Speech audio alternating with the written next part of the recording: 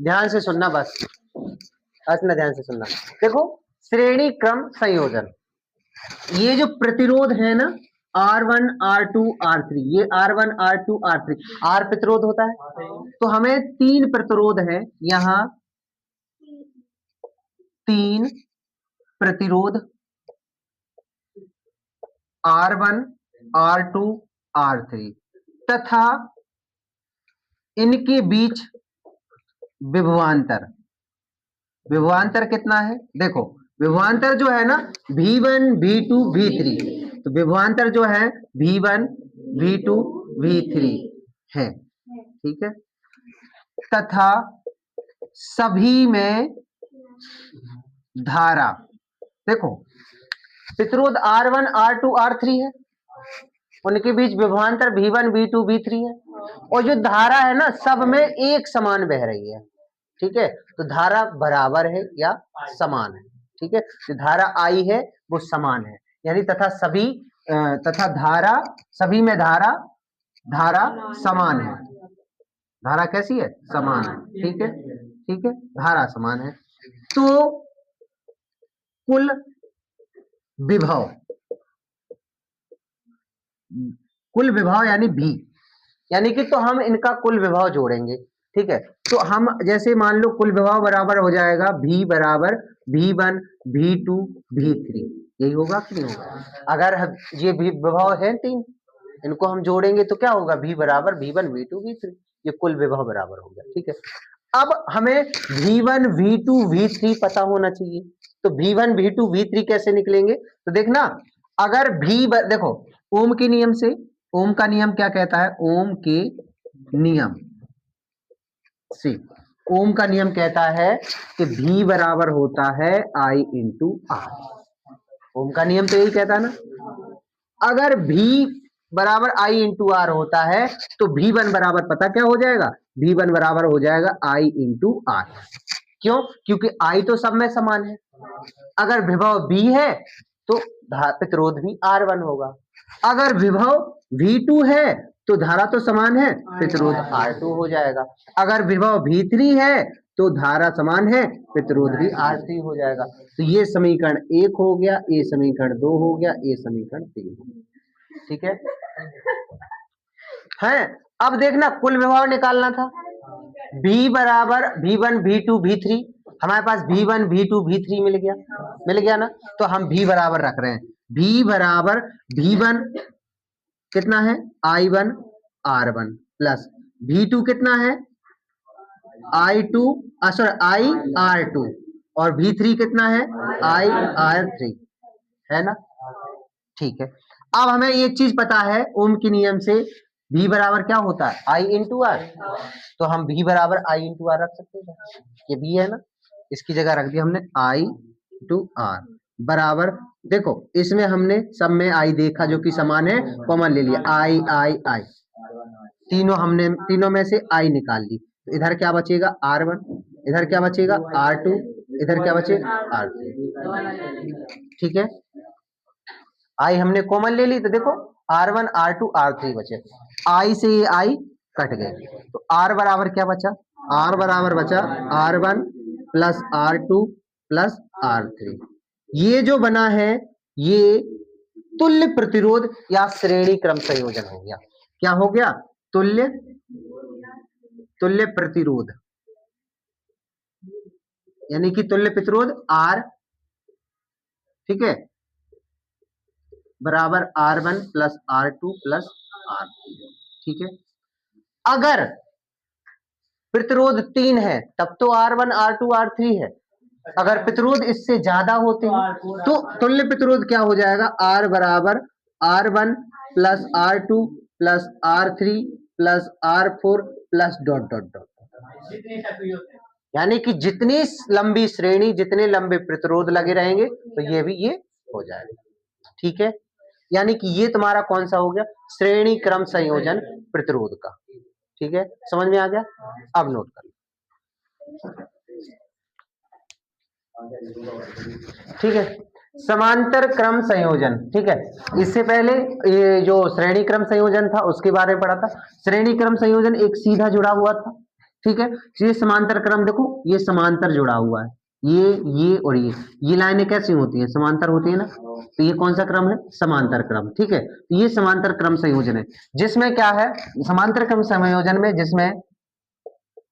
जिसमें धारा क्रमशः क्या है, I1 I2 I3, ठीक है, तथा इसमें लगे हुए प्रतिरोध, इसमें लगे हुए प्रतिरोध क्या है, देखो R1 R2 R3, ठीक है, R1 R2 R3 है, ठीक है। अब क्या करना है, इसमें जो धारा I बह रही है, इसकी कुल धारा निकालनी है, तो इसमें कुल धारा I, ठीक है, तो I बराबर हो जाएगा I1 plus I2 plus I3, ठीक है, ये समीकरण 1 कह सकते हैं, चाहे ऐसे लिख दो I बराबर I1 I2 I3, ठीक है। अब ओम के नियम से, ओम का नियम तुम्हें पता है, ओम का नियम क्या कहता है, ओम का नियम जो होता है V बराबर I इंटू, ये होता है, ठीक है, ओम का नियम तो यही है, V बराबर I इंटू आर। अब धारा निकालने की बात हो रही है, तो धारा I बराबर क्या हो जाएगा, I बराबर क्या हो जाएगा, V अपॉन आर हो जाएगा, ठीक है, ठीक है, V अपॉन आर हो जाएगा I बराबर। अब इसमें कुल धारा पहले तो हमें इसके लिए I1 I2 I3 धारा निकालनी पड़ेगी, तब कुल धारा निकलेगी।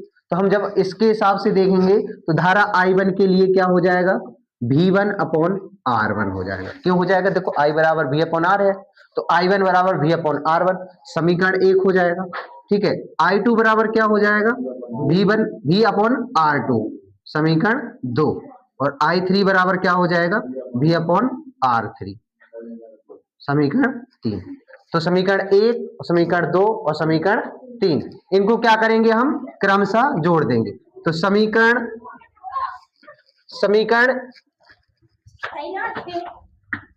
नमस्ते नमस्ते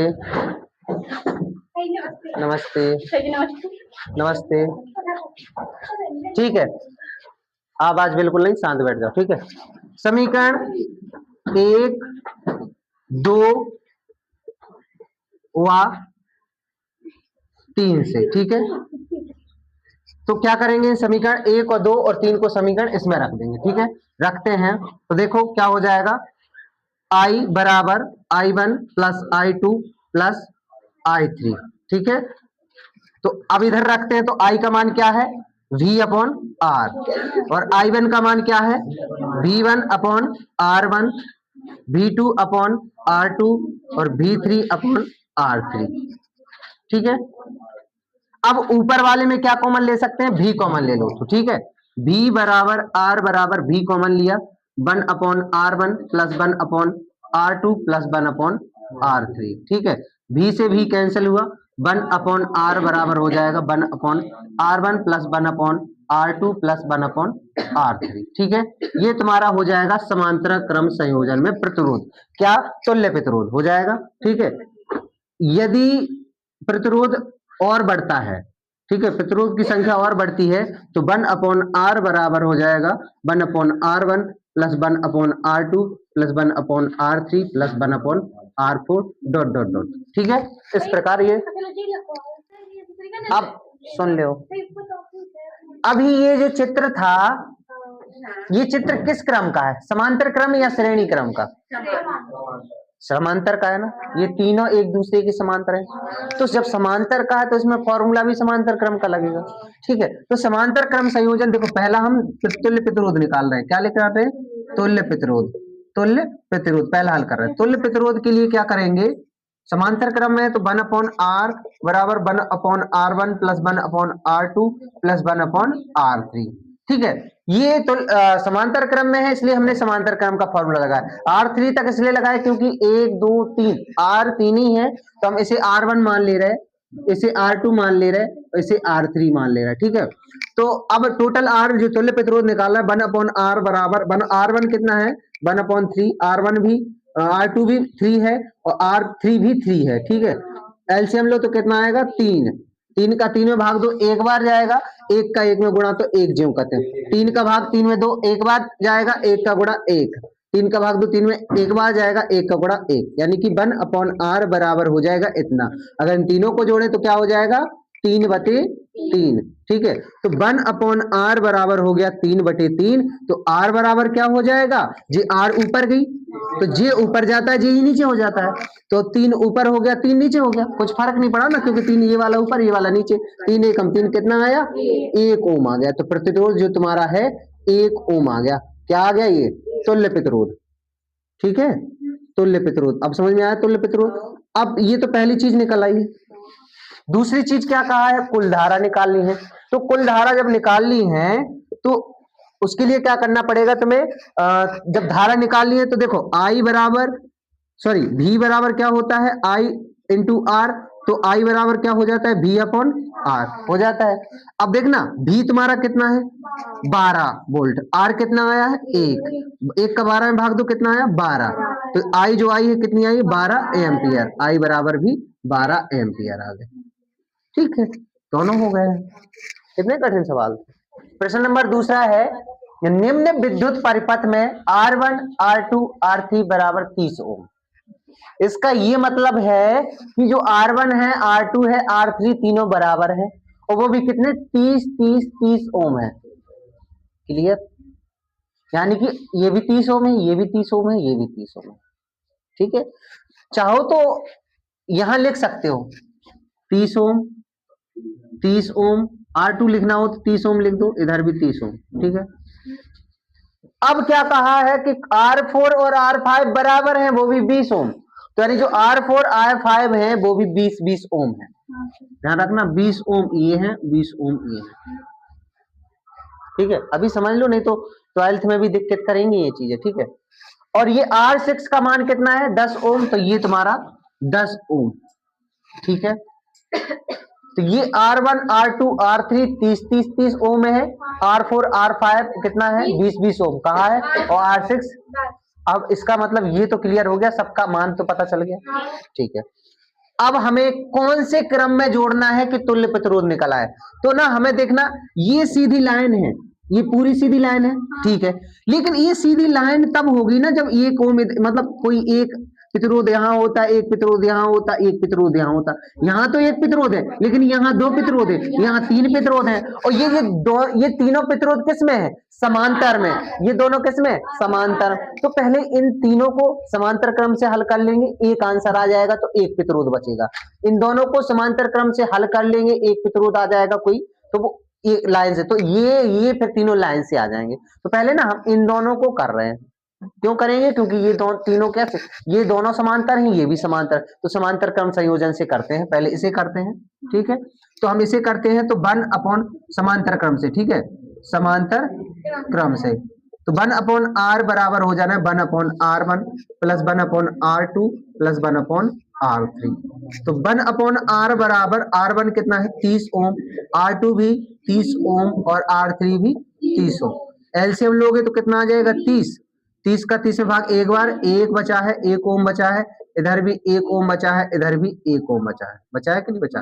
टोटल करेंगे तो कितना हो जाएगा 3/30 ओम हो जाएगा। ये 1/r बराबर, अब r बराबर निकालने के लिए क्या करते हैं, r बराबर हो जाएगा 30/3 ओम। 3 से काम 3 धाम 30, तो r बराबर हो जाना है 10 ओम। ये आ गया तुम्हारा कौन सा, इस सभी का हल आया। अब एक प्रतिरोध बचा है यहाँ पर, वो भी 10 ओम का। ठीक है, अब इन दोनों को हल करेंगे, तो ये भी तुम्हारे किस क्रम में है, दोनों समांतर क्रम। तो इस समांतर क्रम में इसको हल करते हैं, तो 1/r बराबर हो जाएगा 1/r4 प्लस 1/r5। करेंगे इसे, 1/r बराबर, R4 कितना है 20, और R5 भी 20, लासा लो तो आएगा 40, सॉरी लासा 20 ही आएगा। ठीक है, तो 20 धाम 20 एकम 20, 1 हो गया, 20 एकम 20 1 हो गया। तो 1/r बराबर 2/20। अगली लाइन में जब r ऊपर ले जाओ तो क्या हो जाएगा, r बराबर हो जाएगा 20/2, 2 धाम की 10, यानी 10 धाम 20 यानी 10 ओम। तो ये कितना आ गया 10 ओम, ये इसका कितना आ गया 10 ओम। अब अपन लोग इस चित्र को बदल देंगे। चित्र कैसा बन जाएगा अब ध्यान से देखना। अगर चित्र को देखेंगे तो ध्यान से ये बन जाएगा चित्र तुम्हारा,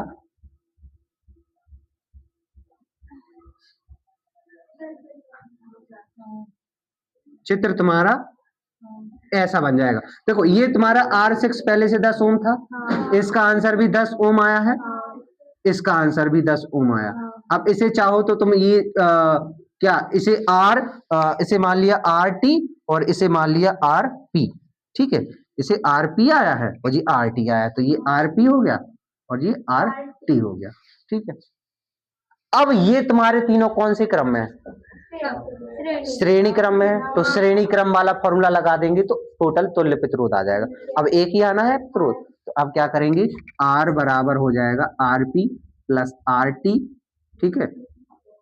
नहीं मतलब बना दिया हमने इसे मान के, ठीक है, नहीं तो हम इसे फिर R1 मान ले रहे लोग, R2 मान लिया, R1 मान लिया, इसे R2 मान लिया, वैसे R6 तुम्हारा है, ठीक है, इसे हमने क्या मान लिया, निकाल के R1 मान लिया, इसे ये R2 मान लिया, ठीक है। तो हमने फिर R बराबर निकाला, R1 कितना है 10 ओम, ये भी 10 ओम और ये भी 10 ओम, टोटल कितना हो जाएगा 30 ओम। ये तुल्य प्रतिरोध आ गया, ठीक है। अब तुल्य प्रतिरोध आ गया। अब कुल धारा निकालने के लिए क्या करेंगे, धारा I बराबर क्या होता है, दूसरा सॉल्यूशन है, I बराबर होता है V अपॉन R। V कितना है तुम्हारा 12 वोल्ट, R है 30, तो भाग देंगे तो देखो 30 धाम की 30, तीचों को 12, यानी 4/10, 10 का भाग देंगे तो आ जाएगा 0.4 एम्पियर। तो यानी I बराबर हो जाना 0.4 एम्पियर। ये तुम्हारी कुल धारा है।